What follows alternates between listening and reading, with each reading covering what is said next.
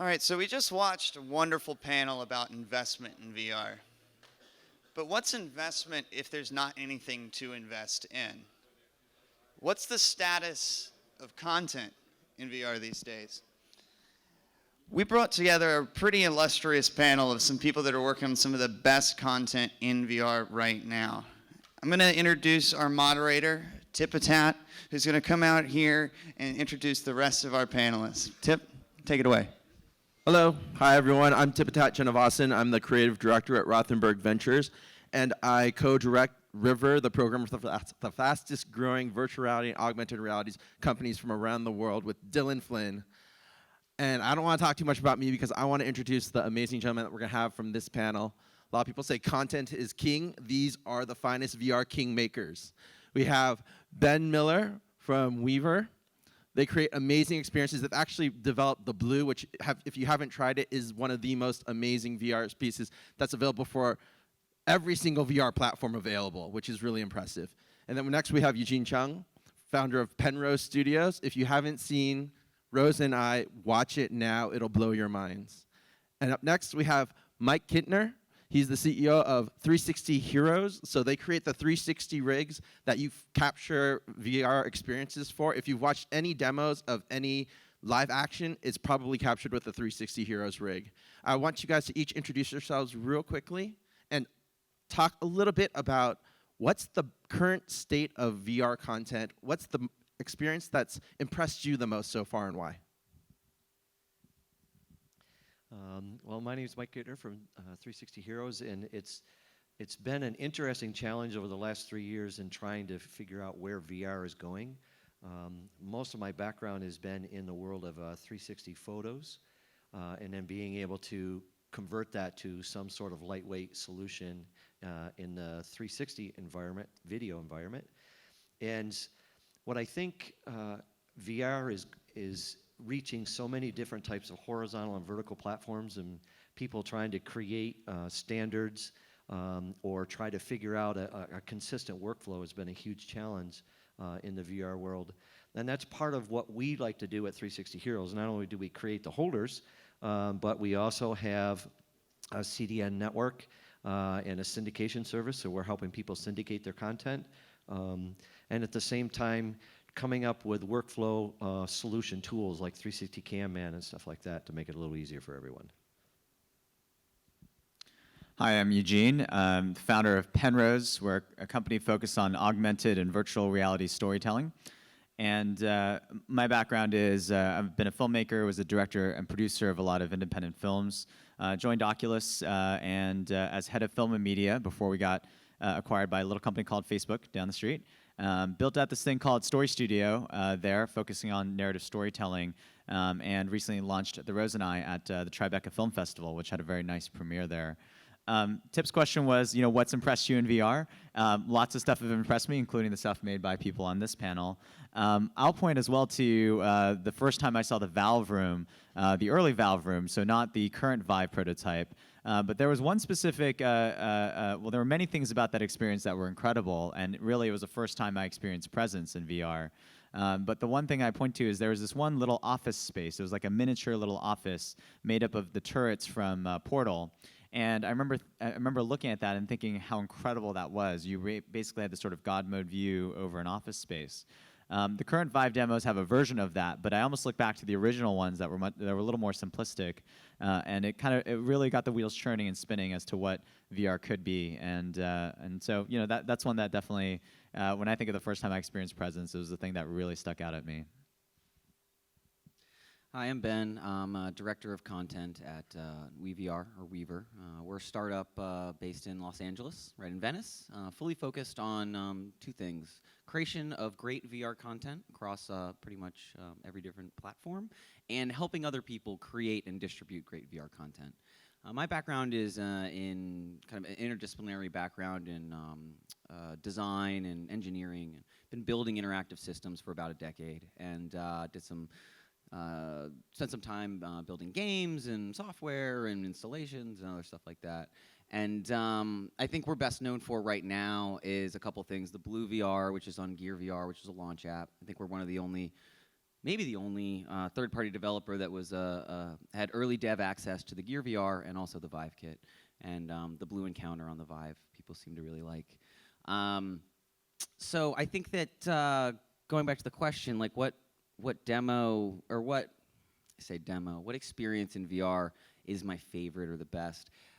I like how you, Eugene, were talking about your first moment of presence. I think that's really important. And I feel like if you haven't actually seen one of the, call them next-gen VR platforms like Crescent Bay or the Vive, it's hard to really feel presence for a lot of different reasons.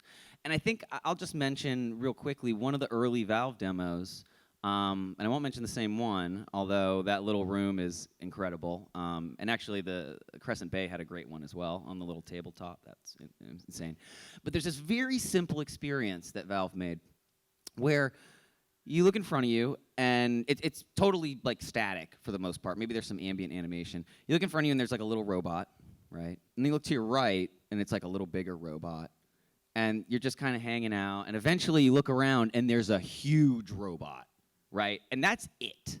But it's mind-blowing. It is one of the best instantiations of how important scale is to VR and how impactful it can be, that it's really stuck with me to this day. And it's so simple, but so well crafted. And then, Mike, I don't know if you got a chance to answer that, but could you talk about maybe the most impressive VR experience you've done so far? Well, I think there's many. Well, one of the things that we've had a lot of fun with is over time is working with big companies like Visa and so forth. And I think the most compelling content we had created with Visa was the experience of in Utah where she's actually skiing down a slope in the middle of the summer, does a double flip and a twist, and lands in the pool in full VR. So and it's interesting to watch people do that because they grab a hold of it, and I said, "Oh, I'm gonna slightly hold your arm because I don't want you to twist or fall over." And then when the experiential effect behind that is when they come down the ramp and then they see the pool, and then they land in the pool. And watching people create that vertigo type of experience of flipping and rotating really was impactful. And what was even more interesting is when we talked with the athletes afterwards, how we could stop in mid-sequence, turn around, and see exactly what her skis were doing. And she was able to correct some things from that. So that was really exciting. Wow, very cool. So I wanted to ask the panelists, what are the biggest challenges for VR content developers right now? You talked a little bit about it, Mike, but elaborate, and I'd love to hear it from everyone. Yeah, I think the biggest challenge, there are different stitchers out there. There's all sorts of types of software packages, Video Stitch, Kohler, Nuke, Foundry. That's a challenge, but it's also a challenge for post. But I think what's even more interesting is trying to take, like our rigs, for example. We can manage from 6 cameras to 14 cameras.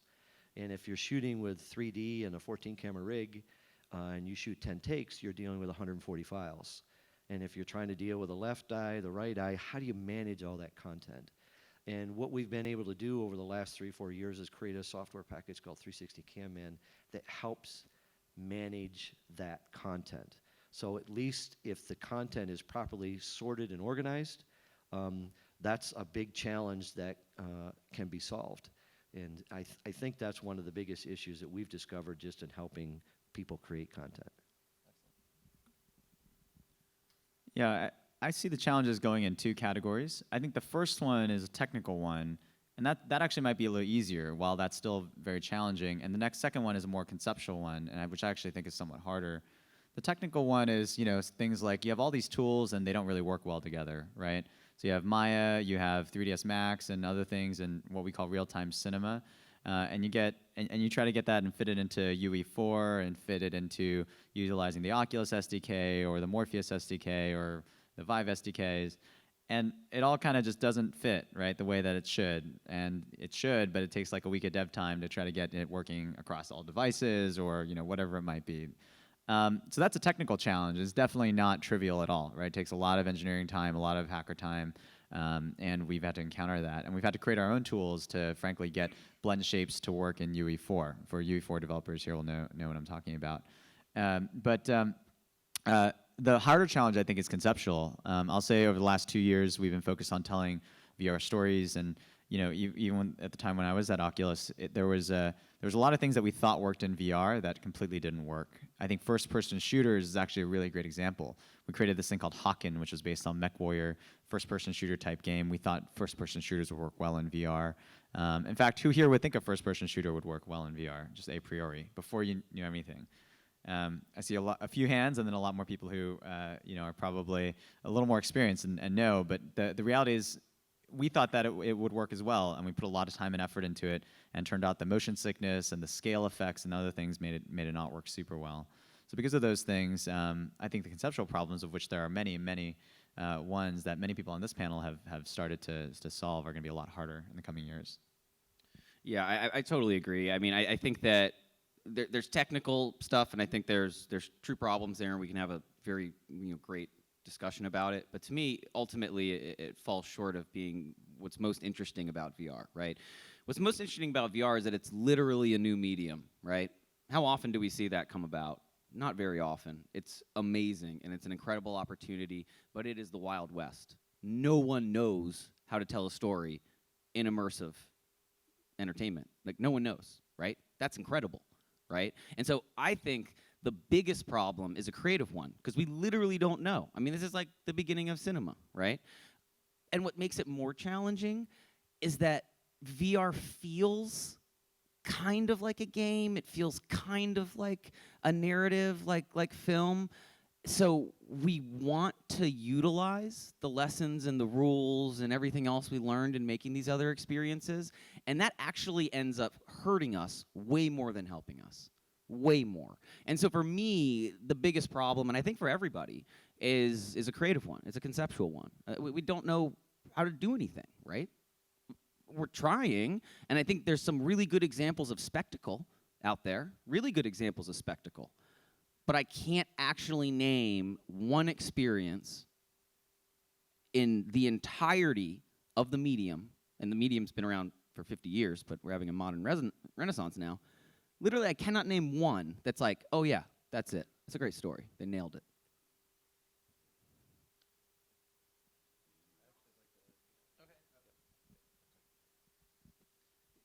You're absolutely correct. There is a technical side and the cinematic side. You make some really, really valid points. One of the things that we did for a project called Time Magazine was Cousteau was living underwater, 60 feet under, and they wanted to be able to tell the story about him being under there. And they did it in 360.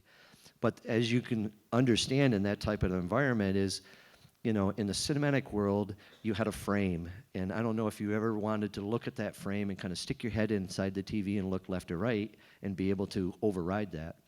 Well, one of the things that they did in Time Magazine, which I thought was rather clever, is diving, you always have a compass with a compass wheel telling you look in certain directions. And that particular skit was done about 1.5 years ago, and it was really interesting because what they were doing is telling them to look at a certain coordinate or degree so that they understand what they were doing. But for a very first experiment, it really taught us a lot of, holy sugar, how are you going to deal with everything? Divers holding the gear or, first-person view. It's a huge, huge challenge. Okay, so the next question is kind of related to the previous panel, but funding and monetization strategy for VR content. How are you guys getting paid? Well, we sell holders, so that helps us out. But one of the things that we've done that we'd like to do with 360 Heroes is to be able to empower content creators. So besides selling the holders, we've created a software package for file management, media management, and things like that. But we've also created a CDN network, and we syndicate the content. So we opened that up in January, and it's been extremely successful. We, knock on wood, I'm proud to say we have a little over 6,000 producers on the CDN network to date. And the neat part is you can sign up for free. So you can shoot your content, shine it up. We will take care of optimizing it for all the browsers or mobile devices, put it to mobile apps and so forth. But what we'll also do is, because it's become a medium of of content location, we have a lot of people coming to us and wanting for gear demos or show demos or anything like that. So we're syndicating the content for them. And we've been very successful the first quarter to be able to syndicate well in the 6-digit range worth of content for people. So that's helping them at least recoup some of their expenses. Yeah. So as you mentioned in sort of the tail end of your comments, there's not a lot of people who can make VR. So there's obviously a lot of people willing to pay to make VR, whether it's brands or Hollywood studios or whatnot. But I actually think that's a much smaller game, right? I think the much bigger game is, what does this market look like, right? What is the native monetization going to be in this platform?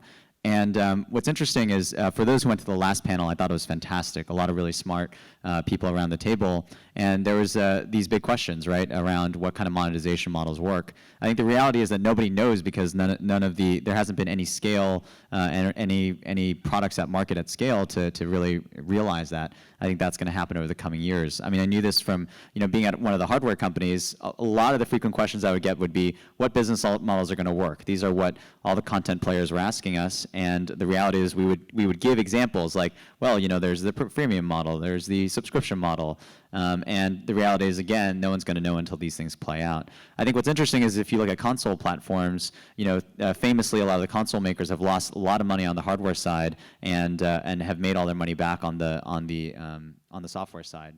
If you look at Xbox, the first sort of several years of existence up until 2010 had lost up to $7 billion on the hardware side. But if you analyze actually all the profits, about 50% of that came from the subscription side with Xbox Live, right? Of course, Xbox Live has now even gotten more and more attractive. So that's an interesting question, right? VR, the question is, how long can you be in a VR experience? Should it be 1 minute? Should it be 10 minutes? Should it be 10 hours?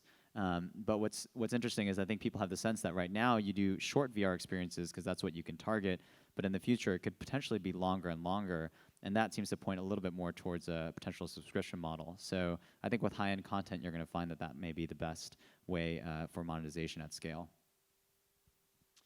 Yeah, I think that just to kind of run down the reality of kind of where I see people getting paid today, there's a couple of ways. Mike kind of mentioned a little bit of that. There's a B2B model, right, where people will just pay you, whether it's a movie studio or an advertising company or whatever, to go make something. There's not a lot out there, but that's pretty much how I think some of the AAA quality content gets made. And the best example is Comic-Con last year. Arguably, that's some of the best VR of the entire year was showed there. And where was it released? Nowhere, right? It's an activation. It's a marketing budget, right? It comes out of a movie's marketing budget. So low 6 figures, make a sweet VR demo, show it to maybe 6,000 people, but you get 1.5 million impressions online, right? So, hey, works out okay. So there's that. There's a B2B. There's a marketing spend.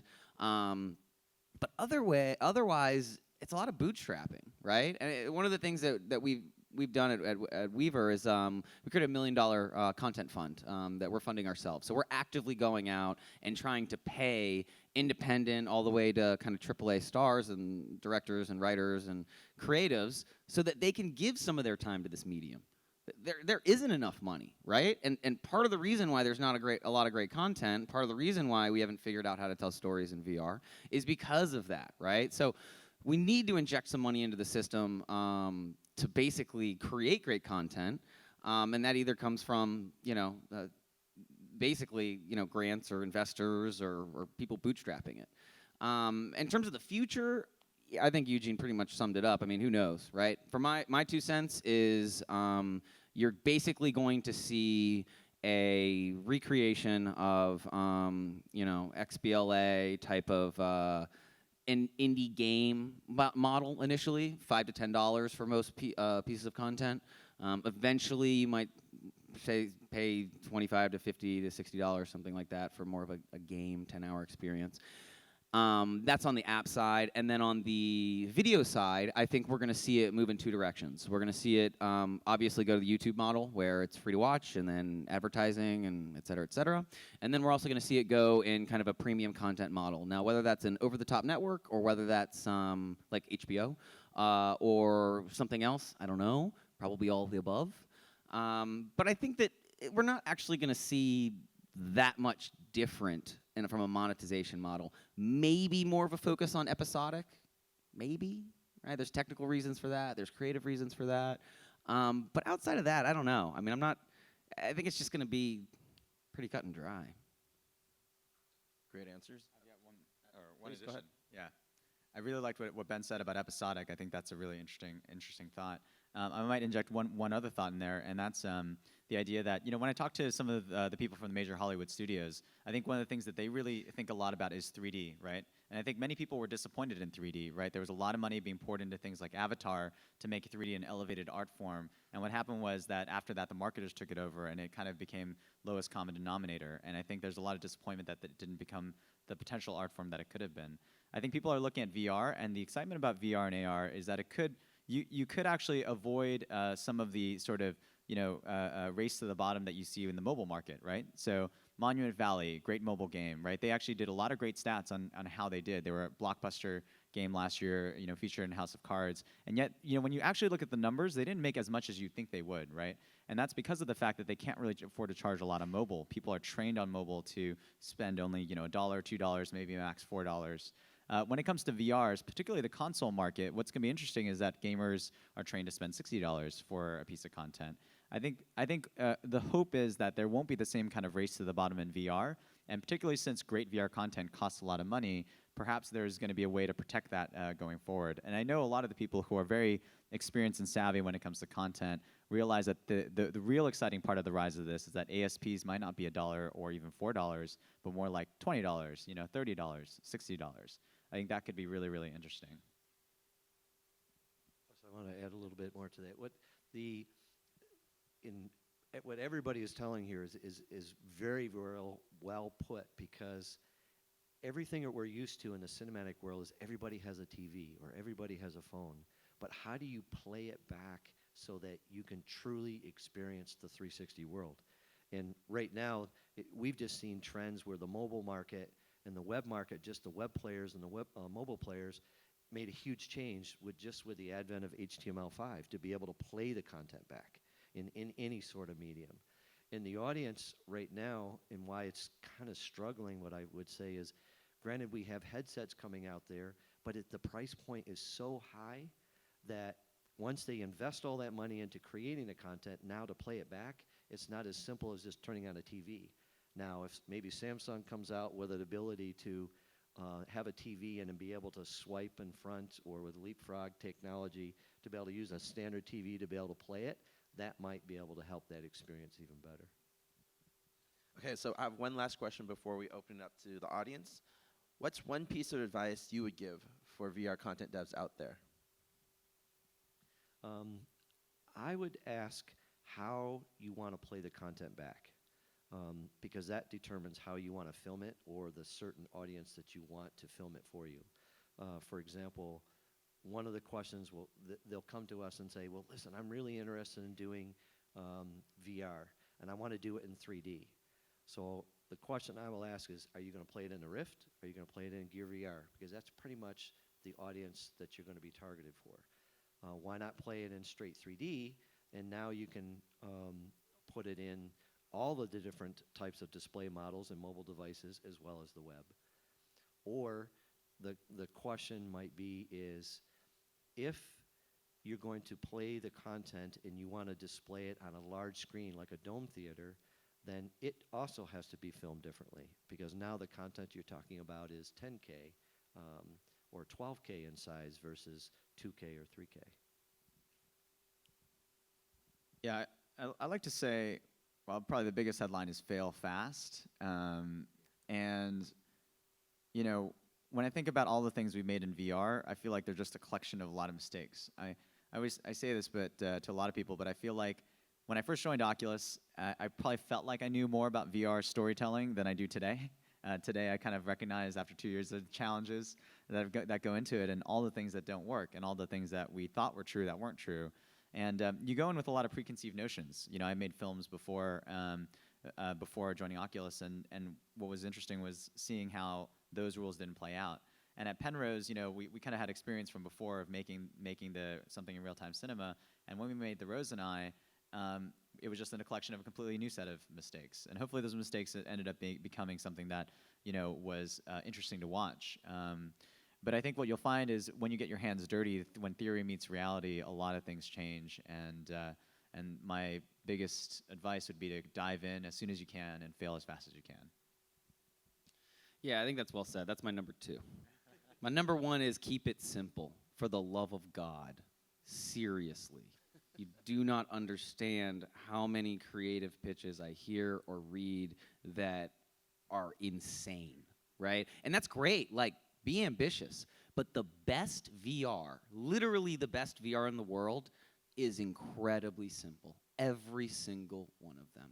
And they're masterfully created. Because what's important isn't throwing a ton of stuff at people. It's polishing and detail and nuance. When you're in VR and you've masterly created an experience in an environment, people are going to look at every single pixel, every single piece of detail, and watch it again, and watch it again, and watch it again. That's what you want to create. So just do something simple, right? Where's our great black and white silent short? Where's our great comedy short and immersive? Where's our great XYZ? It's wide open. Just do something simple, very simple story, execute it amazingly well, and I think you're going to nail it. I think that's really what it's all about, I think. And it's going to be that way for a while, in my opinion. Excellent. Okay, I wanted to open up the audience questions. Who has a question? You, sir? You have a microphone. Yeah, I wanted to know, I was going to say that about 30 years ago, Electronic Arts went through a lot of stuff that you guys are doing. And I wanted to know what you know of what they're doing in this realm, and how would, and this is a second question a little bit, was what would you define as the killer app for VR? So, I mean, I'll take a shot at the dark at the EA question real quick. My instinct, and I don't know, my instinct is that they're kind of on the fence, waiting to see it play out, and once there's enough of a market, they'll start kind of jumping in there. EA's a big machine. They're a huge machine. And they're not one that's really able to quickly kind of pivot and try little things out and get them out into the open and do stuff. So they're probably doing some R&D stuff, but I don't think much more than that. To the second question, what's the killer app? It doesn't exist, right?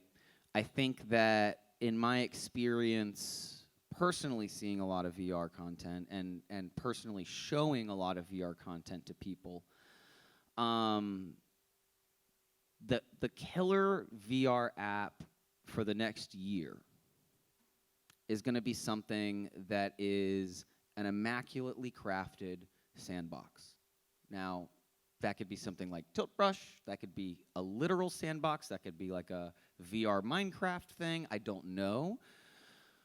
But when you put Tilt Brush in front of people and you put them into a space where they're able to create in a way where it's intuitive, and it makes them basically, I feel like it dredges up, that's the wrong word. It brings back the feeling of being a child. I see it in people's faces, and they just don't want it to end, and they want it to show it to everyone, and then they want to do it with their son, and they want to do it with their wife, and it's just like, and you can go back to it endlessly. I think a sandbox is going to be the first thing. It's not actually going to be a story, right? I think it's just going to be, it's playful and it's amazing, and literally it's something you could never do in any other medium to that degree. I love that. I think I can't comment on any specific company, but what I can say is, part of my role of the last year was trying to get sort of large players, whether in the entertainment space or game space, just excited about VR, trying to create VR. And Alex Tossick from the last panel mentioned an innovator's dilemma, and I think we're seeing some classic innovator's dilemma here. I think the bigger players in general, and not all of them, and certainly not commenting on any specific one, but in general, I think the bigger players are going to wait in the sidelines and wait and wait and wait until it's potentially too late and the market has already developed.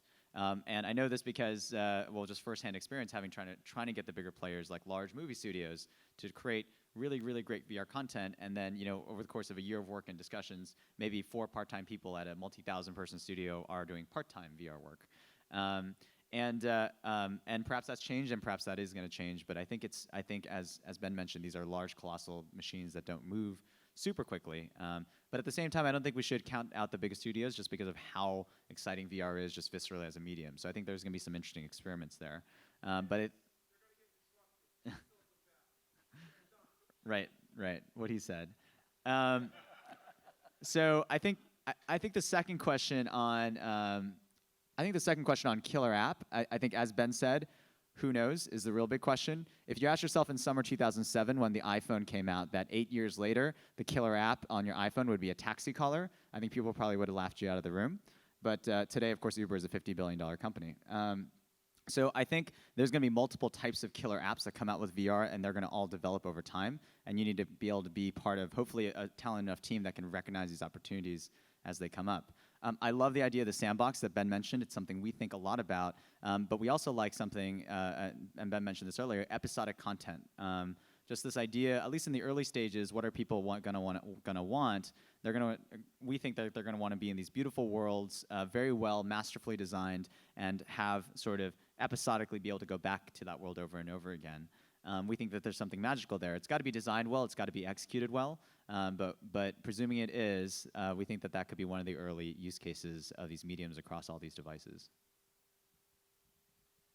I can't answer the first question, but the second part of your question for the killer app side of it, I think it's going to be a mix of apps and what you can actually do directly from the web browser. HTML5 has been a huge, made some huge changes, and it's kind of slick to be watching or to be able to reading an article and all of a sudden have an interactive 360 experience right in the middle of the article.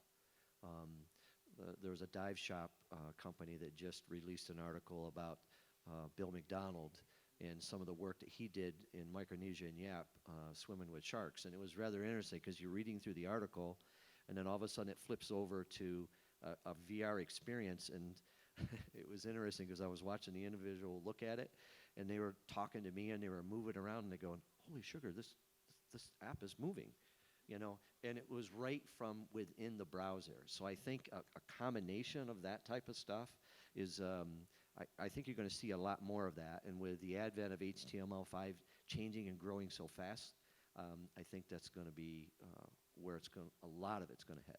All right, we have time for one more question. Who has a question? Go with you, sir. Sorry, that room, we have one. Make sure it's even. Hi, my name is Hasib. I'm from PlayVR. My question is about the consumer behavior so far. So the content here is rating. What's the ideal time they're spending? The people who are experiencing for the first time and the people who are experiencing for the second or third time. So what kind of numbers do you have? What's the analytics, or what kind of experience they have been going through right now? On the playback side, because our CDN is actually constantly tracking that, the typical time a person watches a video is about 5.5 times. And we thought that was really amazing. Yeah, I mean, in terms of stats, I think what makes stats for existing content not work great is because of the fact that most content right now is very short. So usually like 5 minutes, usually less, like a minute or two. And that's just because of both the expense and other things when it comes to VR content creation. So I think any stats, even if you got aggregate stats today of all the hardware manufacturers and devices and what people are watching, they'd probably be skewed relative to what's going to be made for consumer launch. I'll say for me, I mean, for us, we try to, what we call dog food, try to do on, try to be in VR and see what it takes. I remember when I first got the prototype Gear VR back in early 2014, I was in it for 6 hours straight to try to see what that felt like. My eyes got dry, but that was the only complaint. Other than that, I thought it was fine. It worked perfectly fine. I also got the, wrinkles over here on the eyes. But other than the batteries running out, which I just had replacement batteries, I was able to do that. It was VR cinema for the record, but it was completely fine. I think actually VR could be potentially even longer. You could probably be in there for longer than even normal movies. I mean, you could play like Elite Dangerous and other things for quite a long time and still, be immersed. So I think the answer again is who knows. And I think the stats you might find today won't. I mean, it's hard to say when consumer launch happens. Yeah, I'm fascinated by metrics. I think, being in the mobile space for a while, it's just so important. It's so interesting, and it's easy to get lost in numbers. So I have some metrics that I can share with the Blue VR. I actually don't think it's that useful, right? To me, it's hard to say. I think Mike's stat's probably the best one because it's over so many videos and things like that. To me, it's all about platform, right? So I think that's going to dictate it, right? So, to Eugene's saying, okay, what about Elite Dangerous, right? Well, that's a tethered experience. That's going to be a tethered experience, and people can spend hours on it, just like they can spend hours in a game. Same with the Vive. With Cardboard, there's no strap. There's no strap for a reason, and as far as I know, there's no plan to add a strap. And so, when you're on Cardboard, it is something like 3 to 5 minutes. It's hard to hold your hand up that long.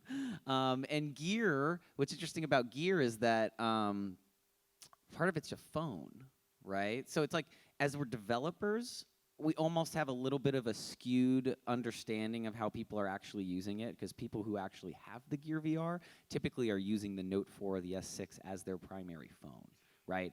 And as your primary phone, you don't want the battery to run out. And the Gear VR drains your battery really fast, right? So I think, again, the use times there are on the much smaller side. I think we'll see that going forward. Right now, a lot of it is content because people just aren't making really long experiences. All right, thanks, guys. I think our time is up, but please give a big warm round of applause for the amazing panelists. Thank you so much, guys. Really great answers. Really inspirational. So everyone go out there, try all of the amazing content that these guys have produced. Make your own. And if you are a VR, AR startup, come talk to me, Dylan, or anyone wearing a River t-shirt. All right, thank you. Thanks, Tip. That was fantastic.